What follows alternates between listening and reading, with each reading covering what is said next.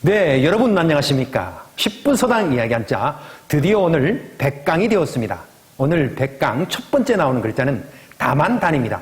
여기서 다만이라고 하는 뜻은 앞에 나온 내용에 대한 조건, 예외를 나타낼 때 쓰는 말이 다만이란 뜻입니다. 자, 해가 지면 하루의 일을 마쳤고 해가 뜨면 하루 일을 시작했던 농경사회를 떠올리면 이 글자를 쉽게 이해할 수 있습니다.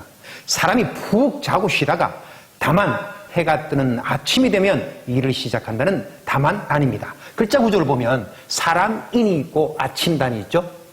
자, 그래서 글자 이야기는 사람이 푹 자고 쉬다가 다만 해가 뜨는 아침이면 일을 시작한다는 다만단입니다. 사람이 푹 자고 쉬다가 다만 해가 뜨는 아침이면 일을 시작한다는 다만단입니다. 다만단이 들어간 활용어 중에는 비단이라고 하는 말이 있습니다. 안일비자에 다만단을 써서 부정의 뜻을 가진 문맥 속에서 다만, 오직의 뜻을 나타내는 말이 비단이라는 말입니다. 서라고 하는 말도 있죠. 다만단자에 글서를 써서 첫머리에 단을 붙여서 그 앞에 나왔던 본문의 설명에 대해서 조건이나 예외 등을 밝혀서 나타내는 글을 단서라고 합니다. 네, 다음에 배울 글자는 계단을 뜻하는 글자 층계단입니다. 글자 구조를 보면 언덕엄이 있고 토록삼이나 석삼으로 봐도 좋을 글자가 있고 치다, 두드리다, 때리다라고 하는 창수, 몽둥이 수가 결합되어 있습니다. 자, 층계단의 글자 이야기는 언덕을 보기 좋게 여러 번 치고 깎고 다듬어서 계단을 만드는 층계단입니다. 언덕을 보기 좋게 여러 번 치고 깎고 다듬어서 계단을 만드는 층계단입니다. 층계단이 들어간 활용어 중에는 단계라고 하는 말이 있죠. 층계단자에 섬돌개를 써서 일의 차례에 따라 나아가는 과정을 단계라고 합니다. 그리고 일단락이라고 하는 말도 있습니다. 한일 층계단 떨어질락을 써서 일의 한 단계가 끝나는 것을 일단락이라고 합니다. 네, 다음에 배울 글자는 신을 올려다본다는 오를앙입니다. 글자 구조를 보면 두 팔을 위로 해서 신을 올려다보는 그런 모양의 글자가 있고 또 깊은 절을 하는 병부절이 결합되어 있는 글자죠. 자, 신을 위로 올려다보면서 또 깊은 절을 하는 오를앙입니다. 신을 위로 올려다보면서 깊은 절을 하는 오를앙입니다. 자, 이 오를앙의 글자가 우러를앙이나 맞을령에 쓰였습니다.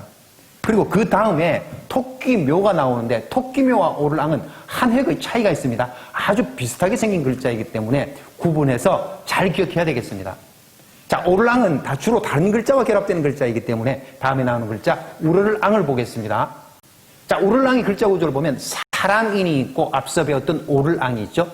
자, 그래서 이 글자 이야기는 사람이 신을 올려다보는 우러를앙입니다. 사람이 신을 올려다보는 우러를앙입니다. 우러를앙이 들어간 활용어 중에는 신앙이라고 하는 말, 믿을 신자에 우러를앙을 써서 종교 생활에서 의식적으로 믿고 받드는 일을 신앙이라고 하고 추앙이라고 하는 말도 있습니다. 밀추자에 우러를앙을 써서 높이 받들어서 우러름을 추앙이라고 합니다.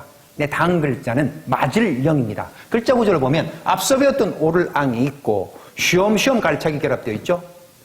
반가움에 차오르는 마음으로 마중 나가서 환영하는 맞을령입니다. 반가움에 차오르는 마음으로 마중을 나가서 환영하는 맞을령입니다. 맞을령이 들어간 사자성어 중에 송구영신이라고 하는 말이 있습니다.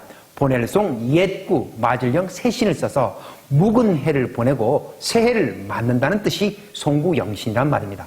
네, 다음 글자는 토끼묘가 들어간 글자 알란입니다. 자, 토끼묘는 언제 나왔습니까? 81강 841번에서 제가 그림과 함께 자세하게 설명했습니다.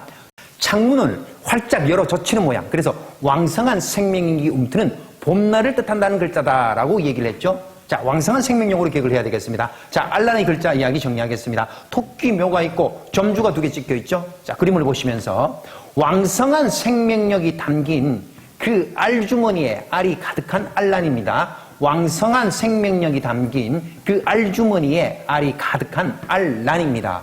알란이 들어간 사자성어 중에 이란격석이라고 하는 말이 있습니다. 써이 알란, 칠격, 돌석을 써서 계란으로 돌을 친다는 뜻인데 약한 것으로 강한 것을 당해내려는 그 일을 비유하는 것을 이란격석이라고 합니다. 네, 다음에 배울 글자는 버드나무를 뜻하는 글자 버들류입니다. 글자 구조를 보면 나무목이 있고 앞서 배웠던 토끼묘가 있죠. 자, 토끼묘는 왕성한 생명력이라고 그랬습니다. 버드나무 가지가 길게 늘어진 것을 왕성한 생명력을 가진 토끼묘에 비유한 버들류입니다. 버드나무 가지가 길게 늘어진 것을 왕성한 생명력을 가진 토끼묘에 비유한 버들류입니다. 버들류가 들어간 활용어 중에는 풍전세류라고 하는 말이 있습니다. 바람풍, 앞전, 가늘새, 버들류를 써서 바람 앞에 나부끼는 가느다란 버드나무 가지를 뜻하는 말인데 부드럽고 영리한 사람의 성격을 평한 말이 풍전세류란 말입니다. 근데 다음에 배울 글자는 머물류입니다. 머물류의 글자 구조를 보면 토끼묘가 있고 밭전이 있죠.